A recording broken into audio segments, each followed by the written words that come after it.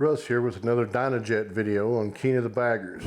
Apparently enough of you liked the last one that they decided to once again send me and Paul, their video guy, out to another race in the series. This time it was MotoAmerica in Elkhart Lake. In our last video we talked about what King of the Baggers is and how objectively absurd it sounds in concept and how awesome it is in the actuality. You also got a sense of my innate ability to diagnose a motor's condition just from hearing it rip down a straightaway. We were at Road Atlanta last year and I heard Troy's bike missing when we came through, and I told Paul, I said, that engine's got problems. The engine blew 5 hours later, so we thought we'd see if we could repeat that today.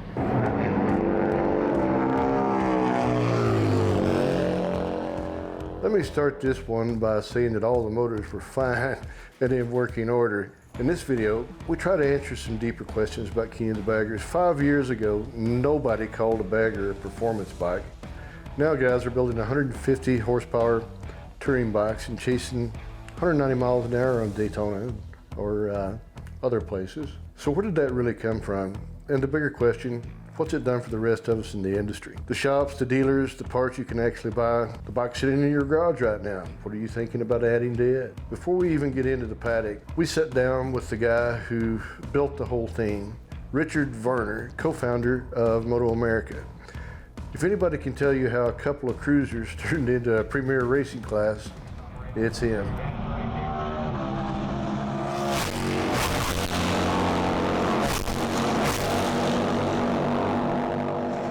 I think everybody was kind of like, well, yeah, why not? You know, at that time, I think we were viewing it more as a novelty. And I remember standing at Laguna Seca that sits over turn one, watching these things go by in practice and just laughing because they were so impressive, they were so loud, and hell, they were fast. Everyone was kind of looking at each other out of the sides of their eyes and said, this is really something. You know, and the initial teething problems with the type of clutches they were running and you know, and some of the problems they were having with the bikes porpoising and wheeling on the start were pretty dramatic, in fact. But I got to tell you, they cured that problem quickly, and it was amazing. Really something to see. And you know, the interesting part of that was trying to decide how to position it.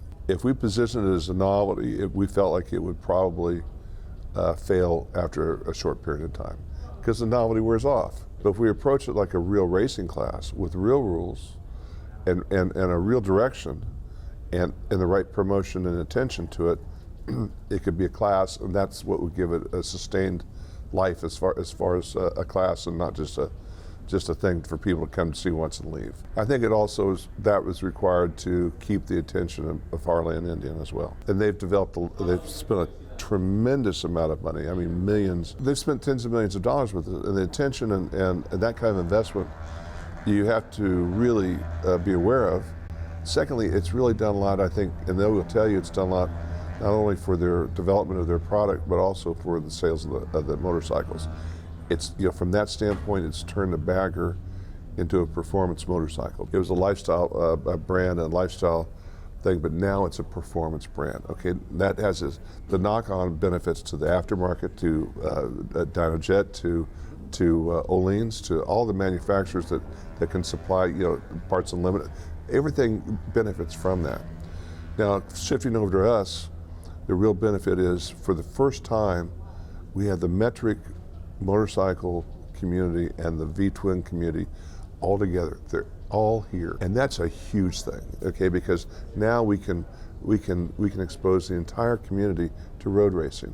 It's the only place in the world where we've got that going on. At the end of 25, MotoAmerica closed its biggest season ever. Over 400,000 fans across 12 events, 4 million following online. Road America alone drew a record crowd. A lot of the people showing up at the events are brand new V-twin owners. They've never been to a road race before. They're only showing up now because they see bikes that look a lot like theirs on the starting grid. There's a law in physics. Energy cannot be created or destroyed. It can only be transferred or transformed from one form into another. Think of it like that desire to build fast Harleys was just sitting there stored up for years.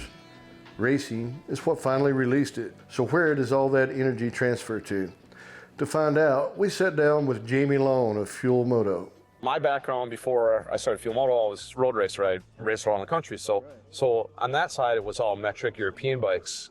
And then, you know, here we are 20 years later, they're doing the King of the Baggers and hooligan racing with Harley in the V-twin world. Yep. That has been absolutely huge. Things I wanted to do a lot of years ago, we're able to do with these now. And I've seen the industry change as far as what's acceptable on a Harley, like brakes, suspension. I mean, you buy fantastic components for these now, and it's also changed the way we looked at things. Yeah. And the best part about that is the performance of the bikes goes hand in hand with tuning and what you need to do for tuning. Yep. So it's been a huge impact on our business and what we do day to day. One of the big things that we have to convey to customers is, as the technologies in the bikes change, the technologies in the tuning's changed, and that's not just the fuel and spark. It's also all the rider controls. Now the bikes have multiple modules that do different things. That you're not just tuning the traditional fuel and spark.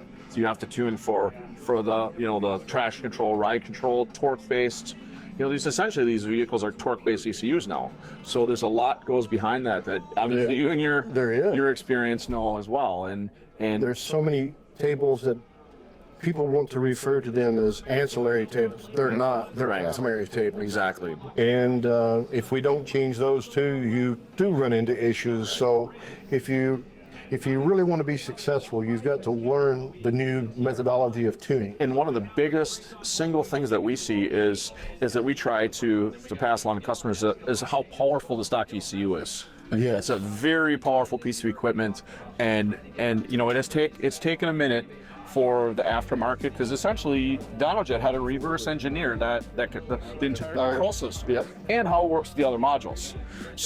So now we have full control of the ECU, and I mean, really unlimited what you can do with it.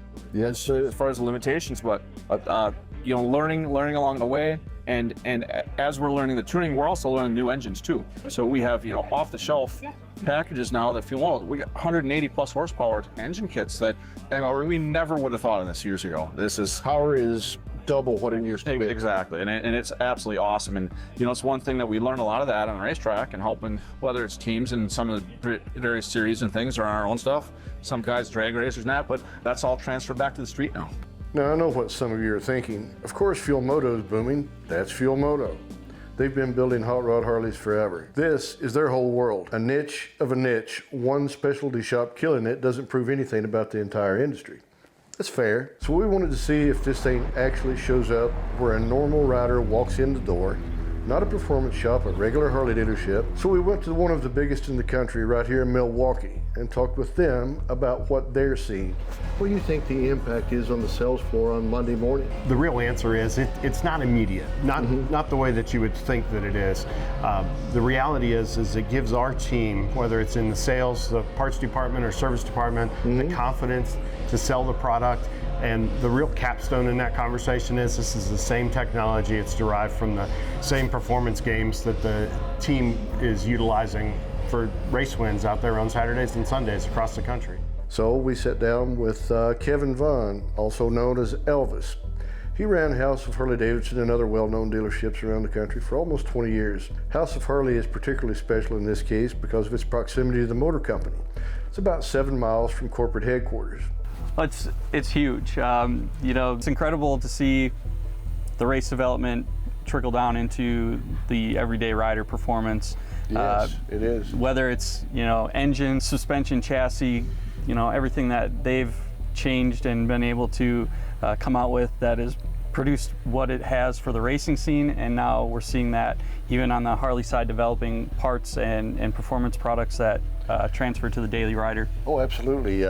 Intakes, air cleaners. Look at the new cylinder heads for the Gen 2. Yeah. All a direct result of King of the Baggers racing. Right. So it's actually driving business in. You could buy a crate 131, crate 135, and drop it into these bikes and make really good power and still be compliant. The reality is House of Harley-Davidson is very unique for a number of reasons, not the least of which is we actually have 2 hog chapters, and each one has its own unique identity and characteristics. but the reality is they're all chasing big miles the same way every weekend. How they go about it, how they do it might be a little bit different, just due to that unique characteristic. But customers come in, they want the same thing. They want some modest performance gains, they want reliability, they want heat management, and with the partnership with Dynojet and with our technology that we utilize here, having an in-house dyno, we're able to deliver on that front confidently and consistently. What are your customers asking for when they come in? Are you seeing an increase in crate engine sales, in just Screaming Eagle products in general? Yeah, I mean, across the board, you know, like we said, the racing has inspired a lot of people to kind of go a little bit further beyond the standard offerings, you know, especially with Harley-Davidson. So now we're getting into the Power Vision and the Dynojet products to be able to expand on what we have to tune and to offer. It makes a huge difference. Definitely have seen a lot more customers getting into aftermarket camshafts for the Gen 2s, aftermarket intakes, exhaust, that just a Screaming Eagle tuner is not going to provide what you need as far as fuel and timing changes to compensate for what we're doing. So that's true. You know, getting into these really big numbers for horsepower and torque out of you know, production bikes is impressive, and it's nice to have components out there that can help us accomplish that. Trickle down technology, it's not exactly new, right? So even if a customer were to come in today and not necessarily have a core understanding of how that race technology and how the development ultimately benefits them, the reality is that we see it not only in the performance gains in terms of, you know, horsepower and torque, but additionally braking, handling, etc. There's so much information that's collected out there on the racetrack, and quite frankly through R&D that we're able to see it in finished product. What do you think that the motor company may not see about the effect on dealer economics yet? Because I really don't feel like we have hit our stride yet. I think we're pushing towards it, and it keeps growing. The explosion of the bagger performance industry was already creeping up before King of the Baggers started, but since it started 6 years ago, it's just been on a trajectory straight up. Absolutely. It brings to the forefront, creates awareness, right? It can be as simple as somebody coming in and asking a question on a showroom floor, coming to a realization because they connected with one of our professionals. Could be someone in here that sees something in the motor clothes department and general merchandise that's directly related to the race team. I can tell you that, you know, I've been doing this for almost 20 years.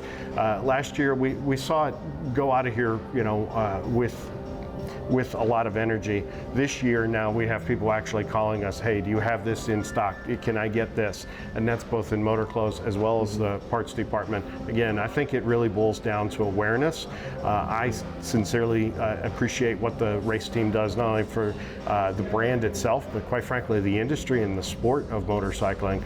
I think as much as anything, it's sort of the gateway for a lot of the younger riders to get interested in with the brand. For my generation, it was the VR 1000, and today, obviously, the Bagger Racing League. You know, I love the direction that this is headed. Take yesterday for an example. It was really encouraging to see not only younger riders who were maybe new to brand and possibly not even crossed that bridge into more touring or cruiser type motorcycle, but also too you saw a fair number, if not an equal number, of individuals that, exactly like you said, you know, they're hog members, they're dealership regulars. They've been with the brand now for, you know, 20 or 25 years.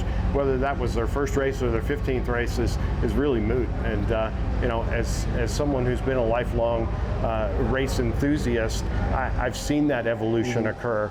There was a time, you know, even at the Daytona, you know, Speedway during Bike Week, you know, you could have, you know, literally the manufacturers going out there and battling it out, and the average person in attendance, 600,000+, whatever the number is, I didn't even know there was a race that weekend. Exactly. It's really changed.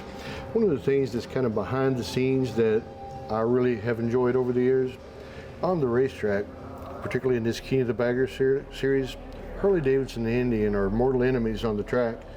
Did you notice how they are in the pits? The teams get along quite well. The riders get along quite well. Everything's actually respectful. You fire up the internet, you would think we were going to battle, literally. Just not the case when you get down into the pits. The teams loan each other things. It's just it's really a brotherhood of racing. No, absolutely. And look, you know, one probably wouldn't exist without the other, right? Exactly. And they're, it's the, you know, steel sharpening steel, right? Yep. If Harley wasn't out there doing what they're doing, then, you know, where would Indian be, and vice versa? And you're absolutely right. We don't see that necessarily that same level of energy as you do on the social forums. Sure. Within the showroom, but you know, we're in a unique spot, right? You know, we're what, 7 miles from the headquarters, and you know, even closer to the museum. So you know, obviously Milwaukee, we have they call it an unfair advantage, but the reality is that, you know, we have contacts all across this country and dealerships across the country. We know these same conversations are occurring. Quite frankly, again, I think for the health of the brand and the health of the sport as a whole, the broader power sports industry, and particularly the domestic V-twin segment, I think the rivalry is pushing us all in the right direction. I've been in this business for a little over 40 years. And if you've been in it for a while as well, you know it's easy to forget what this actually is. You get buried in unit sales and margins, and year over year, you start treating motorcycles like a spreadsheet. It's hard to explain to someone who doesn't ride why we do what we do. A car lies to you. It has climate control, sound deadening, a screen for everything. You're doing 80 and it feels like you're doing 30. You miss all of it. The temperature dropping as the sun goes down, the smell of cut grass, then hot asphalt, then somebody's barbecue, all in the same mile. A bike doesn't let you miss any of that. It throws the whole world in your face and makes you feel exactly how fast you're going. And racing is all of that, turned all the way up. It takes that feeling, the one every single one of us already knows in our hearts, and pours everything into it. Factory engineers, OEM money, sponsor support, teams that spend all week chasing a tenth of a second, all of it, every resource, every late night, pointed at one thing, taking what we feel out on the road and pushing it to the absolute edge of what's physically possible. And then putting it on display, loud and fast and impossible to ignore. Not just for us, we already get it, but for the one person in the stands who doesn't. The one who came for the noise and didn't expect to feel anything. On the off chance that something clicks, that they walk away a little different than they showed up.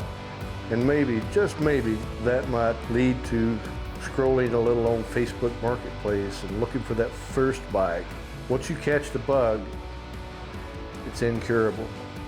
It'll ignite that passion in even more people that didn't expect to ever catch the bug. So when King of the Baggers is racing anywhere near your part of the country, load up and go. It is a great experience. What does racing mean to you at Harley-Davidson, and are you as happy as we are about the partnership with Dynojet? Oh my gosh, Harley-Davidson and racing are almost synonymous. You know, our first factory team dates go back to 1914. Yes, sir. And even before that, we were racing. So it's been part of our legacy, and racing is it's an awesome sport. It draws spectators out, which I love because it gets people out riding their motorcycles. Exactly. And when they're riding their motorcycles, they're stopping at our dealerships, so it's an awesome thing.